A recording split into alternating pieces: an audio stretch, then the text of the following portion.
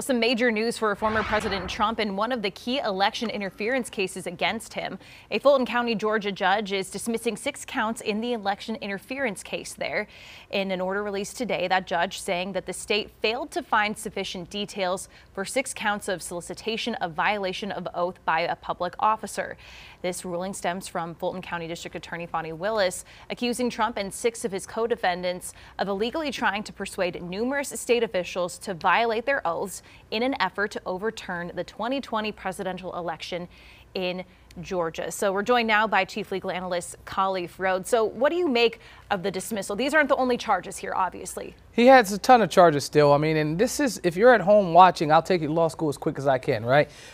First blush, you're like, wow, this is a major win for former President Trump. But not exactly. If you read the order, what he says is that they list all of the elements. And so for the folks that aren't attorneys, elements are what's required to have a charge. You must, the apple must be red, it must be round. If it's red and it's round, okay, it checks a box to be an apple. That's about as basic as what elements are when you're talking about crimes. What the judge says is, yes, you guys have listed the elements and you show that there are elements that he has checked. But what you have not done is listed to specificity how he has broken the charges. And so then you're like, wow, well, there's no case there. But if you read further, he says that not only did they fail to be specific, they have an overabundance of evidence. So they didn't go through the weeds and say exactly what they are alleging. So he says they could have broken a number of laws based on what you guys are alleging. Get specific and give me an opportunity to know exactly what you're saying. So not really a win, just somebody didn't do their job in terms of submitting this. Now the grand jury found the charges were there, but just go back and figure out how to do it right. That's what the judge is saying. And the prosecutors here can also file these charges again, right?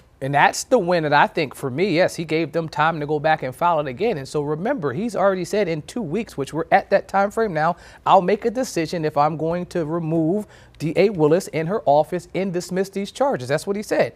Well, why would I give you time to refile these 6 charges if I plan on dismissing the entire case? And so that's, I think, what was the hidden message in today's order, which is I think that he's not going to dismiss D.A. Willis, and I think that he will not dismiss this case, because why would he do that if he's going to ultimately say, oh, yeah, you can refile this one if I'm going to remove her anyway? So I think that, yeah, while folks may feel like the president won today, I think next week or whenever he makes his decision, they will get some bad news that this DA stand on the case. Well, and again, so this case is far from over, but what do you think this means for the election coming up? Because we know that Trump is the presumptive nominee for the Republican Party. Does this have any impact on that? I mean, he's the nominee now. I mean, he's got the numbers. Him and President Biden are there. And so I don't think this has any impact on his base. The impact that it will have are on the folks that are kind of in the middle, like the unaffiliated in North Carolina, in states that really haven't made a decision. He may have a extra boost on the folks that are saying are